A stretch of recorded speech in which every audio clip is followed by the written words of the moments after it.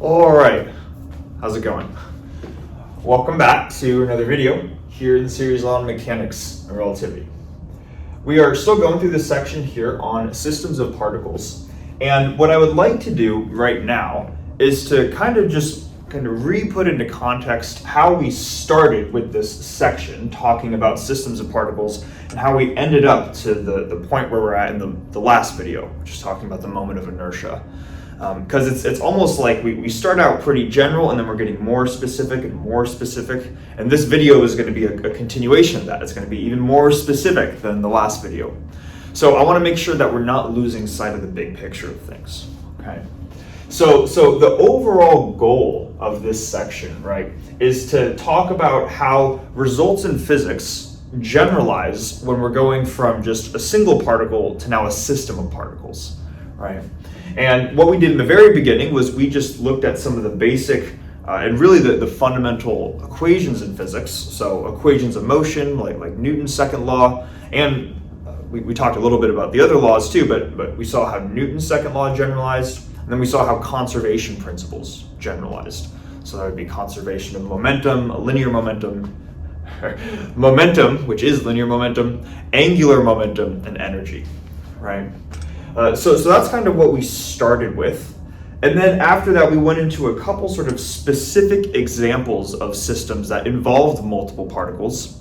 And what we ended up coming up with a couple videos ago now was one specific type of system, one particularly interesting system that had multiple particles. And the system with multiple particles is what we called a rigid body. The basic idea behind that, right, is that with a rigid body, now we have an object that mathematically we're no longer treating as a point particle. It now has some extended size to it that has multiple particles or potentially a density distribution defined over some volume. And that was kind of the sort of transition into what we've been talking about here. So what we're doing now is we're sort of focusing on rigid bodies, which is just a type of system of particles. And we've been talking about the type of motion that a rigid body could have, or at least that's actually in part what we're doing, but we're going to work up to the full general motion of a rigid body.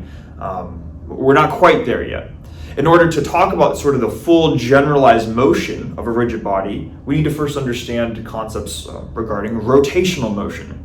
And that's where we get into some of the concepts that we talked about in the last video. In order to even talk about rotational motion, we need to understand what it means to talk about the moment of inertia of an extended object or a rigid body, right? And what we ended up doing, these were the two definitions that we came up with. By two definitions, I don't mean that they're different necessarily, but this is if you have a rigid body composed of n different point particles, versus this would be the definition if you have a mass distribution defined over some volume, right? Now, I've been using the same notation that is showing up in the lecture notes that are linked in the video description. But I want to also just make sure that we're clear that whether we're talking about this quantity d sub I in the discrete case or x perpendicular in the continuous case, they mean the same thing conceptually, right? It is the perpendicular distance from a given particle that has mass out to the axis of rotation, right? So that's the notation thing. That's I've just been following the notes, but that's the reason why I'm calling them different things. They represent the same thing. So we saw these two definitions. I also included one more here just to because this definition sometimes shows up in the literature and other sources. Hopefully it makes sense that if you're integrating a density function over a volume, maybe let's write this out, right? The total mass of an object is simply going to be, this pen's almost dying on me. The total mass of an object is simply the integral of its density over a volume, right? The mass density over the volume. Another way of expressing the total mass of an object is just to integrate differential mass elements. These are two ways essentially of defining the same thing. So sometimes when you see the definition for the moment of inertia of an extended object that has a continuous density distribution, you might see it expressed like this, or like this, excuse me, or you might see it expressed like this. So I just included that just so we can say we've seen it before at some point. Now, what we talked about in the last video was real specific to the moment of inertia. So we wanted to make sure that we had a good understanding, not just of the definitions, but what it represented conceptually too, right? And hopefully we have a good understanding of the main points, which is to say that the moment of inertia describes the mass of an object, but not just the mass of an object. It also describes how that mass is distributed relative to an axis of rotation, right? So there's kind of that additional component that wouldn't show up when we were talking about linear motion, where the mass of an object was just the mass of an object, right? So there's this idea that if you have some sort of extended object, you could calculate its moment of inertia, assuming that you have the density distribution of that object, rho of r, and you're also provided an axis of rotation. So these two things together, both the extended object and the axis of rotation, are needed to define the moment of inertia. Right? So that was kind of a summary of just the main things we talked about in the last video. And we also went through quite a few examples of calculating the moment of inertia for various objects. Right? We talked about the moment of inertia of a ring, of a bar, or a rod is what we called it, and then a disc, and then a sphere, and things like that. But one question I think that can naturally come up when going through those examples is we could be saying, well, yeah, okay, I see how to calculate the moment of inertia in those cases and how to find this quantity x perpendicular. But these are kind of idealized cases, right? The whatever our object is has a uniform density, and then whatever the axis of rotation is, it seemed to be set up conveniently in such a way that x perpendicular was easy to calculate or easy to find, right? So what happens if the axis of rotation, what happens if either of those two factors get more complicated? Just to make sure that we understand what those two factors are, the first thing is to say, what if object isn't a uniform density? So I'll just say, what if object isn't uniform? And then, what if, probably could have written this out earlier, but that's okay. What if the axis of rotation, I'll say isn't convenient, right? So it wasn't placed exactly in the center of the object. Maybe it's a little bit off or oriented at some angle, so I'll say isn't convenient. These might be some questions that we would have after the end of the last video, because the last video had some simplistic examples, right? And I want to address, really, I guess the goal of this video now is to address these 2 points right here. We're going to address the first one right now. This is pretty straightforward. What if the object doesn't have a uniform density? So it's a more complicated object, right? Well, in that case, that's actually not too bad of a generalization. That simply means that your density function, rho of r, is no longer going to be a constant. But even if your object is not uniform, in order to specify an object that you're calculating the moment of inertia of, they need to tell you what the density function is in the first place if it's not uniform. So with this generalization right here, the only thing that would change if you have a non-uniform dense object is that your rho of r function is going to change, and that might make your integral a little bit more complicated. But in principle, we would know how to go about doing that. That's just a matter of calculating a different type of integral. So this generalization isn't too bad from what we were doing previously, but it's this generalization that we're going to spend a little bit of time talking about. What if the axis of rotation isn't conveniently defined? It's right in the center of an object, and it's completely perpendicular to the area spanned by some object. What if it's at some generalized angle, right?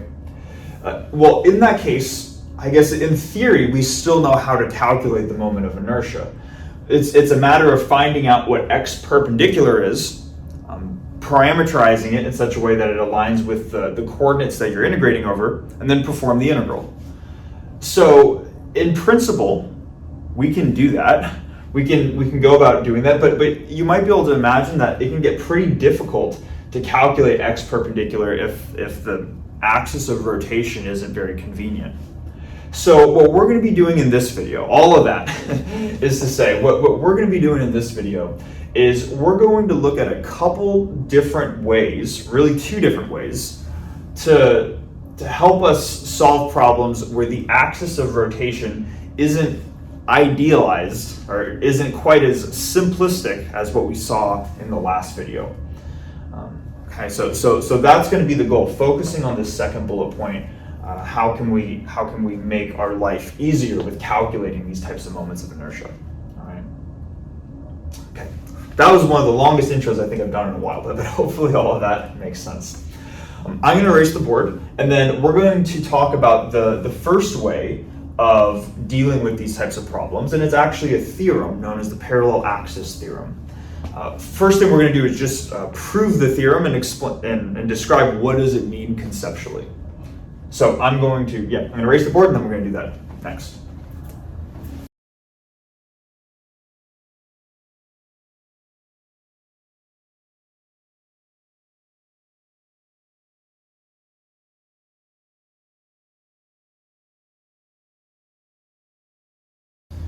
Okay, so we have a lot of words here for this theorem called the parallel axis theorem, but we're going to unpack it piece by piece together. So it says here that if we have a rigid body of total mass m, and that rigid body has a moment of inertia, which we're going to call I sub com, and this moment of inertia is going to represent the moment of inertia for the rigid body, specifically as it rotates about an axis passing through the center of mass. And center of mass is what we're calling COM, all right? So that's just some notation to describe to describe the moment of inertia for this object passing through the center of mass.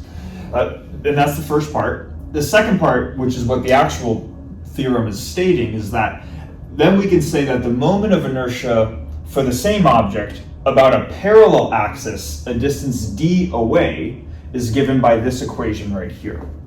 Okay. Now I think the first thing that might come to people's mind is, well, what is this saying, right? And I think the easiest way to understand it is with a picture. So what I'm going to do is I'm just going to draw out some generalized rigid body, might look like this. And what they're telling us is that, let me just say what the overall goal is of this, of what the parallel axis theorem is trying to accomplish. So let's say we have a rigid body, we have some coordinate system, which we can call x, y, and z. And we want to calculate the moment of inertia for this rigid body about some axis where the axis is not located at the center, right? So this would be one instance of how the axis of rotation is a little bit more difficult to compute than what we saw in the last video. If this object is rotating about this axis right here, given by just I, the general moment of inertia, and that's this right here. What they're saying is that the way that we can calculate the moment of inertia for this rigid body about this axis is by the sum of these two terms. The first is I sub com, and that is the moment of inertia for this rigid body if it were rotating about an axis located at the center of mass. Now again, that's a lot of words, so let's draw that. Let's first suppose that this rigid body has a center of mass, I don't know, just right there, for instance, right? What we could do then is we could draw another axis, a hypothetical axis, that goes through the center of mass and just continues to extend downwards like this. If this rigid body were rotating about this axis right here, it would have a moment of inertia, I sub com, okay? Now, that is the first term in this equation right here. So they're saying that if you want to calculate the moment of inertia about this axis, you first calculate it about the center of mass, so kind of a more simplistic case. It's the first term. And then you add on this second term right here, where the second term is m, which is just the total mass of the object. So we can just say this object has total mass m, times d squared, where d is going to represent the distance between these two axes of rotation. So specifically, d is going to look like this. Okay. So that's kind of what the theorem is stating in itself. To compute the moment of inertia about this off-centered axis, it's the sum of two terms, which in theory should be simpler to compute. And if you know both these terms, you add them together to get the total moment of inertia. All right. Now, hopefully that makes sense, but we want to show why this is true, because it's not obvious, right? And the kind of showing that this is true is just a matter of picking both our coordinate system and our origin in a clever way, okay? So I'm going to first say that if we have some general rigid body, and this kind of looks like a potato chip almost, but whatever the rigid body is, it could be rotating about any axis, and it doesn't necessarily need to be vertical, right? We drew them vertical here for the purposes of showing this, but it doesn't need to be vertical. It can be rotating about an axis at some angle. But what you could do then is you could orient your coordinate system in such a way that the z-axis is pointing along this axis of rotation. So we're just going to say that we've done that, and we've oriented our xyz coordinate system so that z is pointing in the same direction as these dashed lines right here. That's going to be the first thing. And then the second part of how we orient this coordinate system, because once we fix z, we can still sort of rotate our coordinate system in terms of x and y, right? This distance right here doesn't matter what distance it is away, or I should say this distance could have both an x and a y component in theory, but we're going to, again, orient our coordinate system so that not only is the z-axis pointing along these axes of rotation, but this distance d is purely in the x direction. So it does not have a y component, just an x component. We're going to see why that's going to make this proof simpler, but we can do that, right? We can choose our coordinate system to be whatever we want it to be. And we're going to choose it in such a way that that's how those variables are defined. That's the first part. The next thing is we're going to choose our origin cleverly. And we said that this right here is the center of mass of our rigid body. We're going to say that this point is going to be the origin of our coordinate system. So this right here is x, y, z equals 0, 0, 0. Okay. Now, with that in mind, let's go about calculating some of these components right here. I think the easiest case a good place to start is actually not with calculating the total moment of inertia, but to calculate I sub COM, okay? So how would we calculate the moment of inertia for this rigid body about this central axis right here? Oops. Well, we would just apply the definition for the moment of inertia, right? So we would say that I sub COM is an integral over x perpendicular squared dm. Now the question just becomes, well, how do we calculate x perpendicular? And again, that is the distance from any point on this rigid body out to the axis of rotation such that that distance makes a 90-degree angle. So if I wanted to calculate, if this point right here is my differential mass element, I want to calculate this distance, which is x perpendicular, right? Now, because we chose the origin, we said our origin is at the center of mass, then this point right here is just going to be some distance away from the origin, or the center of mass. So if we move x units away from the center of mass, that would be our x coordinate. And if we were to move y units away from the center of mass, that would be our y coordinate. And hopefully we can see that. I recognize that that's small. But hopefully it makes sense that, and that makes a right angle, right?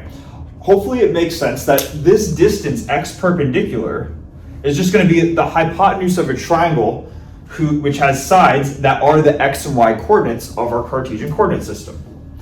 So basically what I'm trying to say is that if x perpendicular is the hypotenuse, is x squared plus y squared, you square this distance. All right, let's see this. If x perpendicular is this quantity, right, then the square, x perpendicular squared is just the square of this thing, right, which is x squared plus y squared dm. So this would be the integral that we're computing in order to calculate the moment of inertia about the center of mass. Now, ultimately, that's not what we want to find. We want to find the actual moment of inertia. So how do we go about doing that? Well, we have I here, and I, the moment of inertia, the definition's not going to change, right? So the total moment of inertia about this off-centered axis is still going to be x perpendicular squared dm. But what changes now is how we think of x perpendicular, right? Because x perpendicular is the distance from some point, some differential mass element, out to the axis of rotation. So this was x perpendicular for the center of mass. But if I just erase kind of what we have here, like this, and I'm going to erase this, we can ask, what does the line look like for x perpendicular about this axis now, right? And that would be this line going from this point over to that axis such that it makes a 90-degree angle, right? So we want to be able to find this distance here, and because we conveniently chose our coordinate system so that the discrepancy between this point and this point, and when I'm saying this point, I'm referring to, in this case, the origin, in this case, wherever this line segment sort of connects to the axis of rotation, right? The only difference between this point and this point is they're offset by a distance d, which we chose purely to be in the x direction. So the only difference in computing I versus ICOM, it's going to look the same here, except the x quantity is going to be offset by that distance d. We set our coordinate system up that way, rather than the distance d having both an x and y component, and then it gets even more complicated. So all of that is to say that this integral is not going to be x squared plus y squared, but it's going to be x minus d quantity squared plus y squared, like this. This is the equivalent for this thing in parentheses, put a large set of parentheses, for integrating over dm, okay? So hopefully that makes sense, how the x perpendicular quantities are defined. And again, this is the overall moment of inertia. This is what we're really trying to find, and what we're going to try to show is the sum of these two terms right here. Now it's just a matter of doing that. So to do that, we can rewrite this integrand by expanding it out, and we're going to get the integral of x squared minus 2dx plus d squared plus y squared dm, right? If I just expand this thing out in parentheses, this is what we should get. So assuming that makes sense, I'm now just going to kind of rearrange terms slightly. The first thing that I'm going to do is I'm going to collect the x squared term and the y squared term together. So I'm going to put that as a single integral. So I'm going to have x squared plus y squared dm. That's one integral. Then I'm going to have minus 2. I realize this is not a differential dx, though it looks like it. This is the distance d times the x coordinate, right? And d is a constant. So I'm going to just pull d out of the front. So I have minus 2 times the integral x dm. Okay. So just taking this term and creating an integral for it by itself, that's what it's going to look like. And then finally, probably should have called it something other than d, but whatever. We need to have an integral for this term, which is d squared times the integral dm. All right. Hopefully that's not too confusing. Everywhere where d is out in the front of the integral, that is the constant distance between the two axes, and then dm is the differential mass. Okay.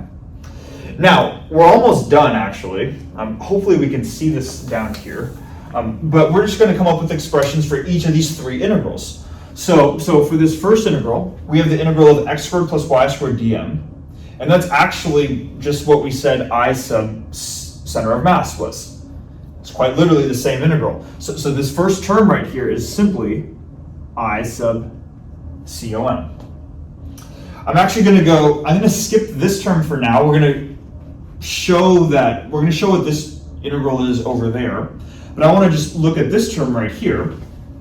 Integral of d squared, the distance squared times the integral over dm. If we just ignore this constant, right? If we're integrating dm, a bunch of differential mass elements, obviously the integral of the differential mass is just going to be the total mass, right? So this is d squared times the total mass, or md squared. So this term right here is md squared. Just make some room for that. md squared. Okay. So it actually looks like we're almost done, right? Because we're saying that all of this is for I. We're saying that moment of inertia is equal to the moment of inertia about the center of mass plus md squared. So now it's just a matter of showing that this middle integral vanishes and goes to 0, right? So we're going to do that, and then that will have sort of validated the theorem. Let's take this integral, and I'm just going to put it over here now. We're going to focus on negative 2 times d, is the integral x dm. Okay. And what I'm going to remind ourselves of for just a moment is a definition that we've seen earlier. It's the definition for the center of mass, the position vector for the center of mass, and how that gets defined. Maybe I'll do that up here. So the center of mass position vector is 1 over the total mass times a sum over I, mi xi, like this, right? Now, this is the discrete version. If we were to have a continuous version, it would just be 1 over m, the total mass, times our position vector integrated over dm. So simply just talking about the definition for the center of mass vector. What I'm going to do right now is I'm just going to take this vector quantity right here and write it out in terms of its x, y, z components. So R has components Rx, Ry, Rz. And if I were to equate that to the components of this equation, I would have 1 over m, not parentheses, it's supposed to be an integral, 1 over m times the integral, and then the components of the position vector, so just x, comma y, comma z, dm, right? Now, hopefully we can see that the Rx component of this right here is just 1 over m times x dm. What we have is some scale. We don't have 1 over m, we have some other coefficient out front, negative 2d, but the integral itself is x dm. So what we have here is really a scaled version of the x component of the center of mass. The point is, this is proportional to the x component of the center of mass. And if we understand that, the final step in this is just saying, well, where did we define the origin to be? we define the origin to be at the center of mass, right? We did that a little while ago now, but that's how we defined our origin. So if we defined our origin to be at the center of mass, that means that Rx and Ry and Rz are all going to be equal to 0. So that is the reason that this integral goes to 0 right here. It's a scaled version of this coordinate which we defined at the beginning of our setup to be 0. Therefore, this middle integral just goes to 0, and then we end up having, okay, we end up verifying the parallel axis theorem. Okay. Hopefully that makes sense, at least in just validating it, and also how it, what the statement actually tells us, right? So what I'm going to do now, and I think this can be useful to go through an example really quickly. I'm going to erase the board, and we're going to go through an example of applying the parallel axis theorem to show just how easy it is to compute the moment of inertia for an object about an axis that we might not think is easy to compute the moment of inertia for.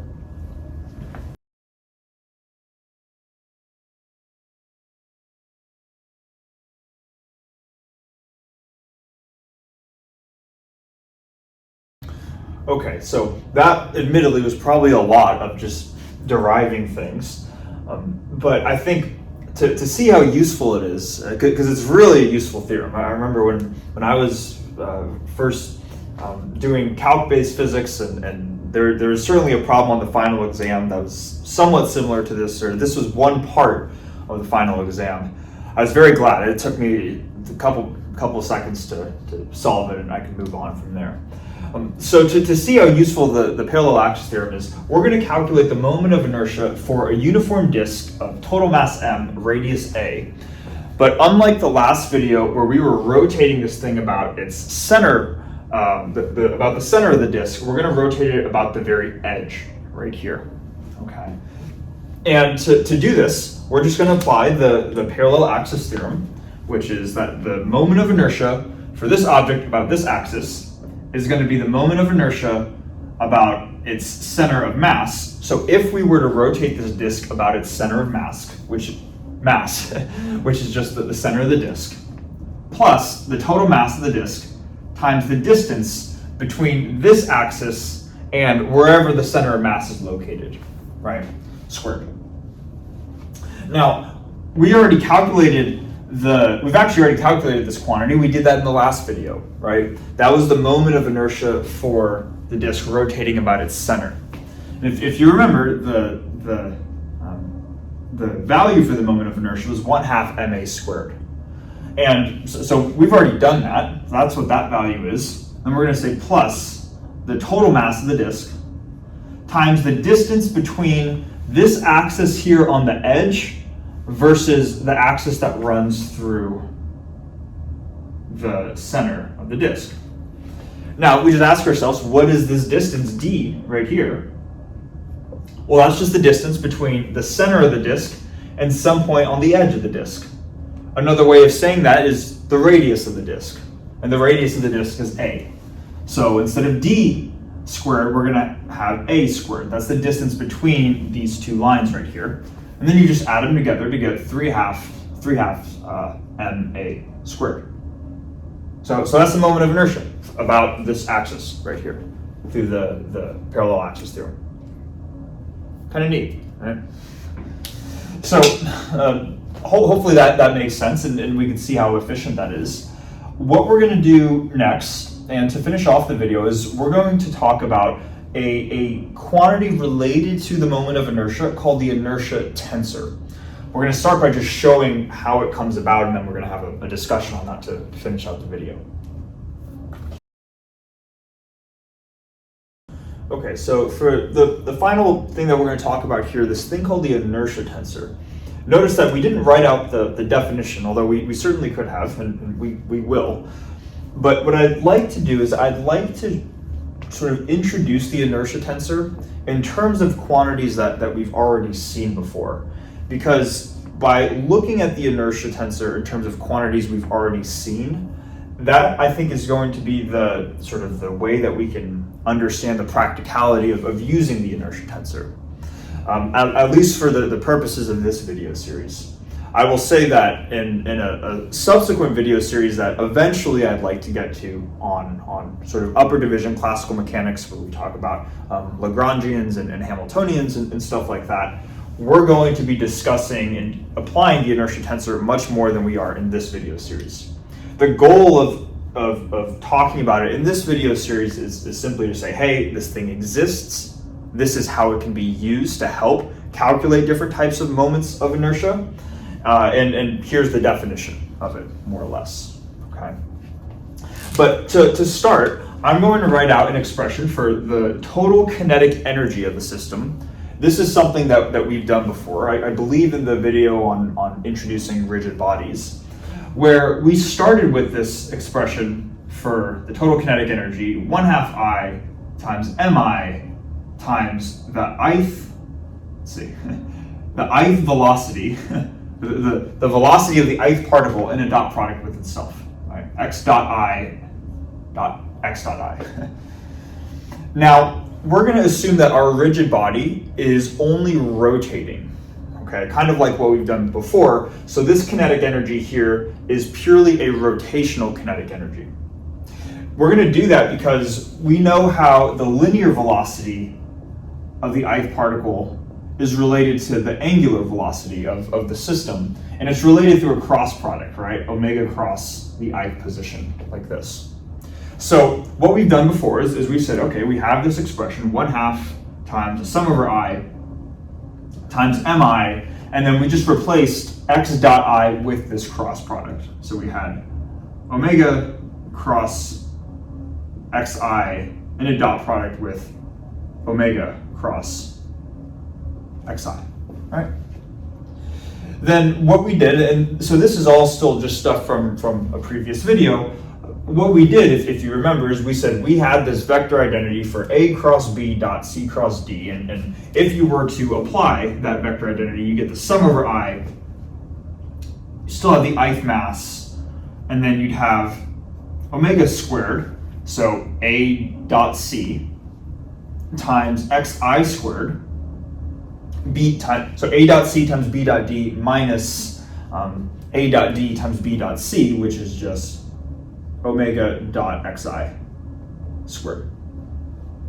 All right. So just a way of rewriting this quantity right here. Now, what we did in that video where we were introducing rigid bodies is we were ultimately showing that the rotational kinetic energy of a rigid body could be expressed like this. It would be 1/2, and then it was multiplied by the moment of inertia for that rigid body times omega squared, but omega was a scalar quantity, right? Where this omega was simply the magnitude of the actual angular velocity vector. If you remember, we said that the omega vector had a magnitude omega and pointed in the n hat direction, right? And from this expression right here, we ultimately were able to derive that the total kinetic energy had this form right here. Now, it turns out that there is another way in which you can express the total kinetic energy of the system in such a way that it's a little bit more general, because it no longer just depends on the magnitude of this vector, but it depends on the overall vector itself. So you don't need to assume necessarily that omega has, or you don't necessarily need to write the omega vector in this form. You certainly can, you can always do this, but just you can keep it as a vector, right? Now here's how you would do this. You still have this factor of 1/2 out front, but then this quantity right here can be expressed as the omega vector transposed times this quantity that I'm going to try to write as an I, but with little script on it. I don't know how to distinguish font-wise in a different way other than this, but this is supposed to be I, but it's script I. It's different than just uppercase I, okay? So we have the angular velocity transposed times the script I times the vector omega itself. This script I quantity is a matrix, it's a rank 2 tensor that can be represented by a matrix, and this tensor is known as the inertia tensor. I don't have the definition for the inertia tensor memorized off the top of my head. I'm just going to go through my notes, actually write out what this inertia tensor is, and then we're going to continue from there.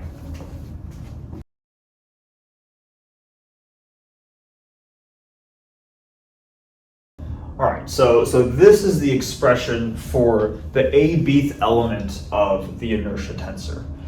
And part of the reason why I wanted to go through these first couple lines, even though we've already done that, is because hopefully you can kind of see that if this is the expression for the total rotational kinetic energy of the system, it kind of looks similar to a given element of the inertia tensor. Right? We can kind of see that if T is composed of this inertia tensor and then you take out these omega factors, it's almost like you take out an omega factor, 2 omega factors here, 2 omega factors here. What you're left over with are these positions, and that's kind of how a given element of this tensor gets defined. Okay. Now, if the terminology rank 2 tensor is confusing or we don't know what I'm saying when I mention that, that's okay. We can just think of this thing as a matrix, as a 3 by 3 matrix. I'm saying 3 by 3 because we're working with 3 dimensions of space, but obviously, depending on the number of spatial dimensions, that would change. If you're working in n dimensions of space, it would be an n by n matrix. Okay, but that's how we can think of this as a matrix. And what we're saying with this definition here is this is how to compute a given element of a matrix or the rank 2 tensor. Just to make sure real quickly that we understand what this is saying, because some of the indices here can be confusing, right? The matrix, the rank 2 tensor, whatever we want to call it, is going to depend on 2 indices, A and B, even though there are i's on the right-hand side of the equation. Again, the reason why is because I is being summed over right here, right? So all the i's would go away when you're done with the summation. So what this is saying is that we're summing over I, where I is all the particles in your rigid body. So go from 1 through n if you have n particles. So you have the ith mass, and then you just have this dot product of the ith position with itself times the Kronecker delta symbol, right? So this is 1 when A is equal to B, and it's 0 when A is not equal to B. And then this is the part that might be a little bit confusing. This is the 8th component of the ith position. So let's say that out of all your n particles, we're looking at particle 3, okay?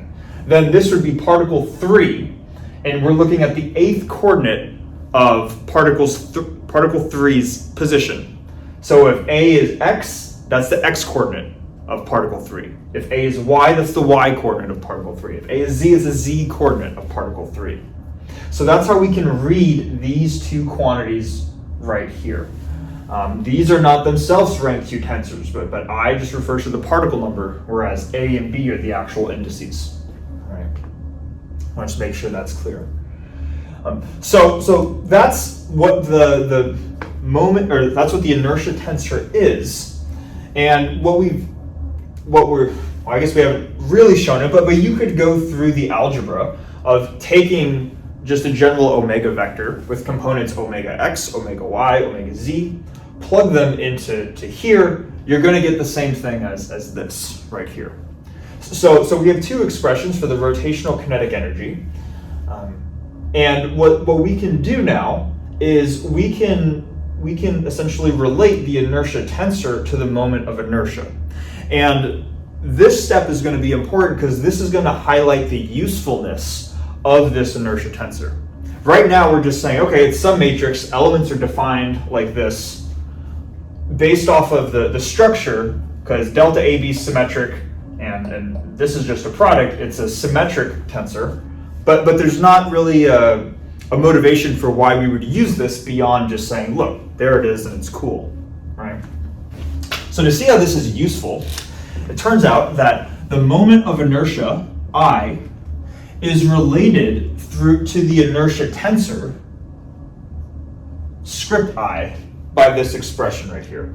It turns out if you do a similar type of process, and again, hopefully we can make sense of this as well, just kind of by looking at this structure right here. If I take n hat, and then I also take n hat transpose, right? These are the unit vectors associated with the omega vector. This is how the moment of inertia is related to the inertia tensor.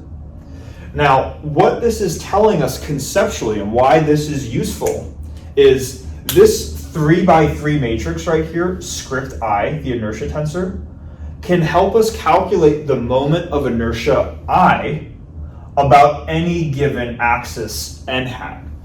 Okay, and that's what it's telling us, right? Like, let's say that we have some object, right?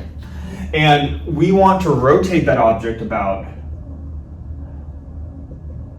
this axis right here, which we can call, if this is our origin, then we have a unit vector n hat pointing like this, right? If we want to compute the moment of inertia about whatever this axis is that we drew, I guess it's rotating like that, right? What we would do is we would first specify n hat, then we would calculate the moment, or the inertia tensor I, so calculate the 3x3 matrix. That would be getting 9 different elements, where you get the 9 elements from this equation right here. So you have a matrix times a vector, gives you a vector, I guess a column vector, and then n hat transpose is a row vector, so it's a row vector dot product and a dot product with, or excuse me, a row vector times a column vector gives you a scalar quantity, which is the moment of inertia. So basically, the usefulness of this is that this rank 2 tensor, this 3x3 matrix, allows you to compute the moment of inertia about any specified axis where the axis points along the n hat direction. Okay, so it's kind of nice that just the 3x3 matrix can encode all possible axes that you want to compute the moment of inertia for. Now, to sort of combine the inertia tensor plus the parallel axis theorem together, I want to show this would be sort of the process for doing this. Let's say that I have some rigid body and I want to compute the rigid body about just a random axis, pretty far away and oriented at some angle, right? This is not a simplistic thing necessarily to do, but what you could do is you could first just find what angle this axis is oriented at, and then draw a unit vector n hat that is supposed to be parallel to this axis, right? So I could say, okay, my axis is aligned like this. Let me draw a parallel unit vector from my origin. From my origin, such that the two are parallel. I can find the moment of inertia for this object about this axis by computing this quantity through the inertia tensor. Okay, so even if the moment of inertia about this axis is not what I'm looking for, I'm really looking for the moment of inertia about this axis. But as a preliminary step, I can calculate the moment of inertia about this axis just by computing this, right? Then, once I've computed the moment of inertia about this axis, then it's just a matter of applying the parallel axis theorem, given that these are a distance d apart, to therefore find the moment of inertia about this axis.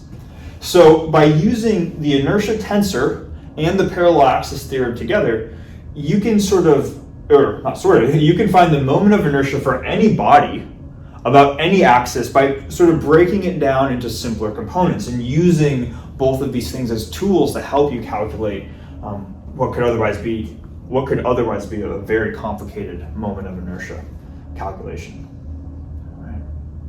So hopefully that makes sense. At least the two big things I want us to take away right now. This is how the inertia tensor is defined, and this is how you can use the inertia tensor to calculate the moment of inertia about any given axis specified by n hat. All right. Now, the final thing that I want to show, or just quickly to state, right now we have two expressions for the rotational kinetic energy. Maybe I'll summarize this down here. Right now we have T equals 1/2 I omega squared. And then what we just did is T equals 1/2 omega vector transpose inertia tensor omega vector. If you remember in that video where we introduced rigid bodies, we also did something similar for the angular momentum of a rigid body. And we said that if the angular momentum L was projected along the n hat direction, that was equal to the moment of inertia times the magnitude of the omega vector, right? That was the result that we had previously. Turns out, if you wanted to just get, but yeah, I guess it turns out that when talking about the angular momentum, we couldn't talk about the actual angular momentum, just L by itself. We needed to project L along the n hat direction.